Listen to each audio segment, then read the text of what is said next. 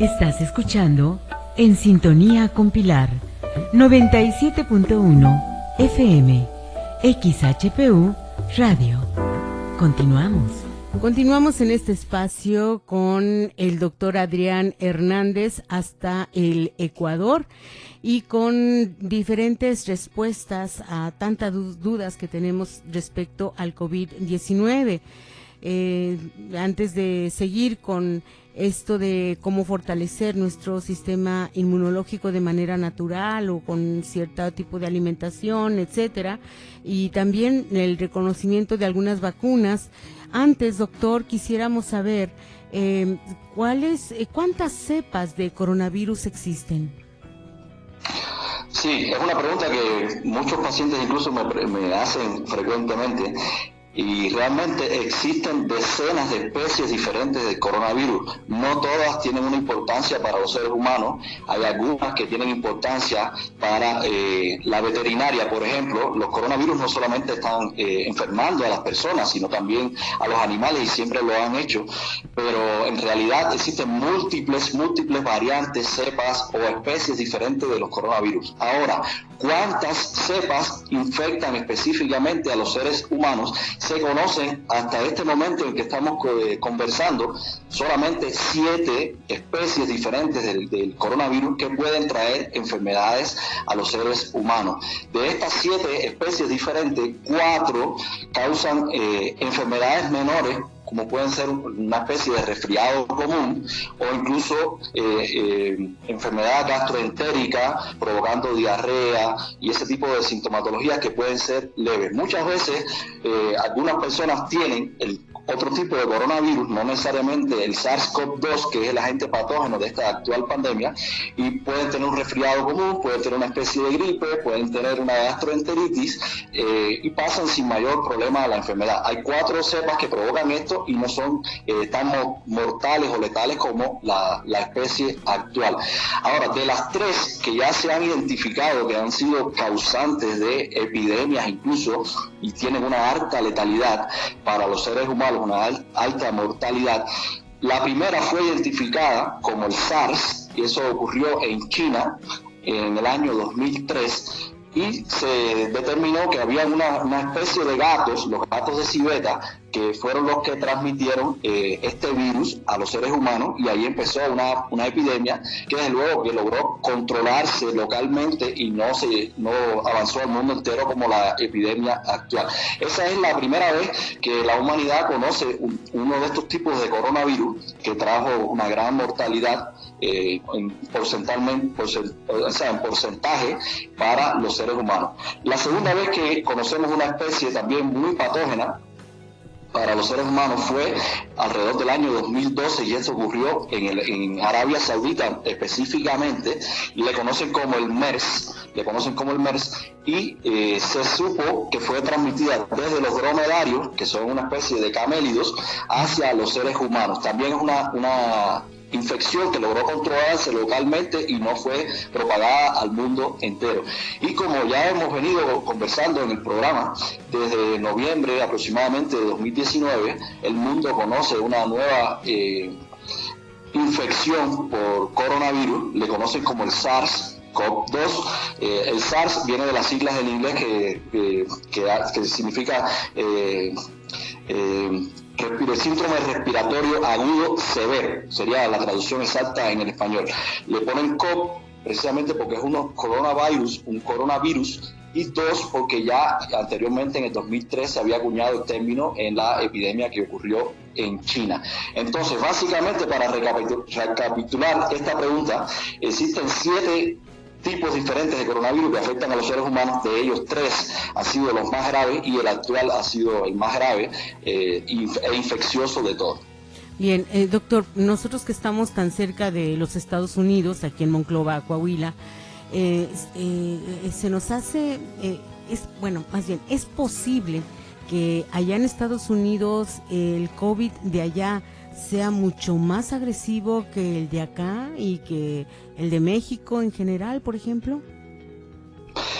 Es una pregunta interesante, y desde luego que la humanidad ha conocido anteriormente cómo agentes patógenos, como en el caso de los virus, pueden mutar, cambiar, hacerse más agresivos en un momento dado, incluso menos agresivos en otro momento dado. Pero es tan corto el tiempo que no podemos estar hablando de especies diferentes que pueden estar infectando, por ejemplo, a los norteamericanos o en el caso de los mexicanos, que puede ser un poco diferente. Yo creo que sí es la misma especie, es la misma cepa. De hecho, los estudios genéticos que se están haciendo están reconociendo el material genético del virus, que es similar en cada uno de los países del mundo. Por eso se habla de que es el mismo agente patógeno en todos los países. Pero desde luego que es muy probablemente que el virus empiece a mutar, empiece a cambiar. Esto ya ha sucedido anteriormente, se conoce. No necesariamente tiene que debilitarse, muchas veces hay infecciones que se han fortalecido y pueden ser un poco más agresivas. Lo que todos esperamos es precisamente que el virus sí se debilite, y si tenemos en cuenta estas dos infecciones letales anteriores en el año 2003 y en el año 2012 por también otro tipo de coronavirus, podemos predecir de que hay una luz de esperanza al final del túnel, porque si la humanidad logró controlar estas epidemias, es muy probable que también lo hagamos con esta epidemia actual. Pero es el mismo virus que está en la frontera con Estados Unidos, que está causando tantos males en México como en Estados Unidos. Bien, entonces, ¿no se tendrá alguna idea de cuándo pudiera este virus por sí solo, como bien dice, debilitarse o desaparecer casi? Bueno, desaparecer es casi imposible, ¿verdad? Sí, bueno, el virus empieza a interactuar con personas que pueden tener un sistema inmunológico un poco diferente a cuando empezó en noviembre de 2019. Se habla de que, por ejemplo, quizás una persona no se infecte, no tenga la enfermedad como tal, pero ha estado expuesta a cierta cantidad de partículas virales. Por ejemplo, no ha llegado a las 1000 aproximadas que se reconocen necesarias para un contagio, pero sí un poco menos, y eso puede hacer que sí haya cierta inmunidad leve quizás, pero que existe en las personas. Entonces, cuando el virus llega a estos seres humanos, que ya va a encontrar cierta resistencia, y eso es un mecanismo, o sea, es un condicionante que tiene el virus para empezar a cambiar su material genético, buscando que en su composición química, las proteínas, por ejemplo, que tienen la membrana del virus, empiecen a cambiar un poco, buscando una mejor forma de penetrar en las células del organismo e infectarlo. Eso hace que el virus empiece a mutar, que empiece a cambiar de acuerdo a la resistencia que va encontrando. Otra de las cosas que puede ofrecerle resistencia al virus es el desarrollo de tratamientos un poco más eficaces, que ya contamos con algunos de ellos, y entonces cuando el virus empieza a llegar a personas que ya tienen estos tratamientos, empieza a encontrar resistencia también, y eso es uno de los indicios que tiene para empezar a cambiar, buscando seguirse replicando, porque por sí solo no lo puede hacer el virus. Es un ser vivo, pero está en la frontera entre los seres virus y los seres inanimados, y necesita de un hospedero, en este caso las células del organismo, para poder replicarse, multiplicarse y mantener su existencia. Por lo tanto, es muy probable que a medida que avancen las semanas y los meses, el virus empiece a encontrar cada vez más resistencia y empiece a modificarse, quizás para mantenerse, pero quizás ya su peligrosidad, su virulencia ya no sea tan fuerte como antes. Pero de momento es muy poca la información que se cuenta al respecto como para hablar sobre esto categóricamente. Sí, y sobre todo el tiempo, ¿verdad?, en que pudiera esto suceder, que es lo que más nos interesa. Porque viendo la historia de las pandemias, pues han durado entre 2 años y medio, 3 años o 10, ¿no?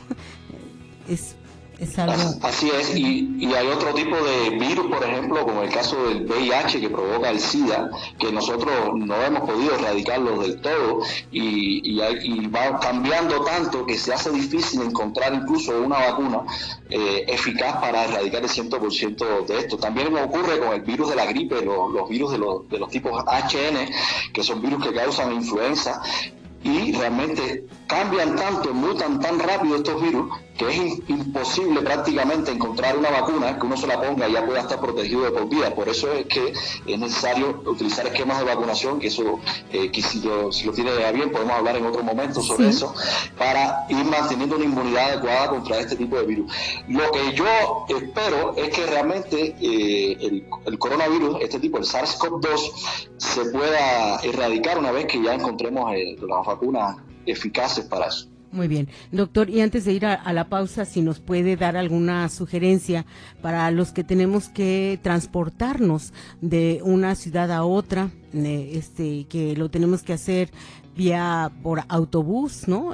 Simplemente las personas que se trasladan todos los días a su trabajo en el transporte público, o vía aérea. Qué difícil, es un reto el evitar contagiarse cuando hay que trasladarse en grandes distancias. Así es, y también es una causa de incertidumbre y de ansiedad en las personas, porque desconocemos realmente si estamos en un riesgo alto o qué podemos hacer adecuadamente para no infectarnos, porque la vida debe continuar, la sociedad debe seguir su ritmo habitual, porque es cierto que el virus está causando una gran cantidad de muertes, lamentablemente, de enfermedades y de problemas de salud, pero también está causando una debacle económica y social, precisamente por todas las medidas de cuarentena que se están llevando a cabo en el mundo entero. Y la vida debe continuar, yo estoy de acuerdo en eso, hay que reducir los riesgos siempre al mínimo posible, pero debe continuar tomando medidas. ¿Qué medidas podemos tomar todos si inevitablemente para ir a nuestro centro de trabajo o por algún tipo de actividad debemos tomar un transporte público o incluso un avión para movernos de un lugar a otro?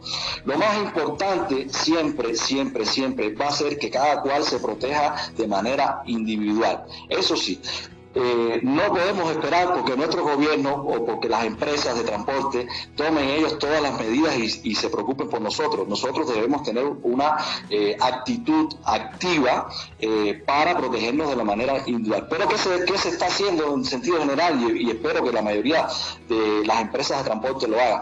Primero es mantener una adecuada ventilación.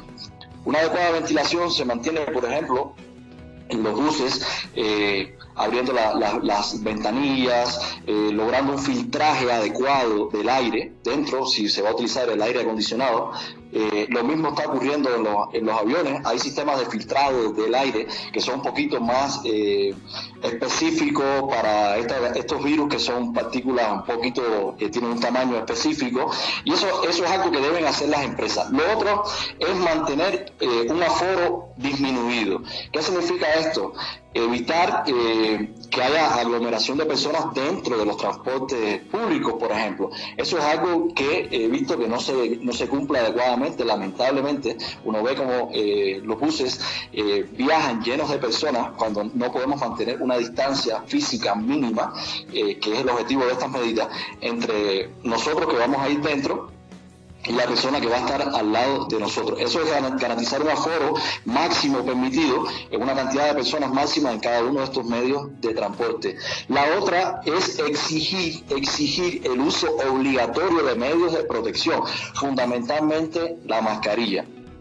El uso de una mascarilla, que si las mejores son, podemos hablar de las mascarillas en otro espacio, en otro momento, pero utilizar una mascarilla siempre va a ser mejor que no utilizarla, aunque esta sea de fabricación casera o artesanal.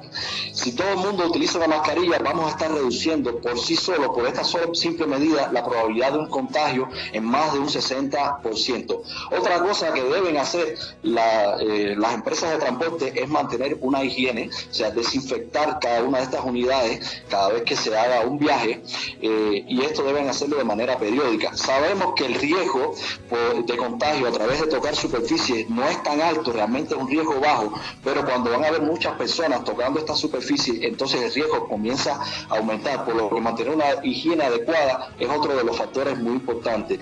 Y también conociendo de manera individual que el virus puede entrar a través de los ojos, a través de la mucosa de los ojos, podemos, como un plus adicional, utilizar algún tipo de protección para los ojos. Pueden ser gafas, pueden ser esos escudos acrílicos que también se utilizan, y eso va a conferir otra protección adicional. Lo siguiente es evitar evitar conversar dentro de estas unidades de transporte. ¿Por qué? Porque sabemos que la respiración es muy poca la cantidad de partículas virales que se van expulsando, como ya ustedes escucharon en el programa, pero si nos ponemos a hablar, va a aumentar la cantidad de partículas de virus expulsadas por unidad de tiempo. Por lo tanto, evitar conversar con la persona que tenemos al lado, que tenemos cerca, para tomar otra medida adicional. Básicamente, esas son las recomendaciones que puedo hacerles a todos si inevitablemente tenemos que utilizar estos tipos de medios de transporte. Desde luego, tratar de reducirlo al mínimo posible.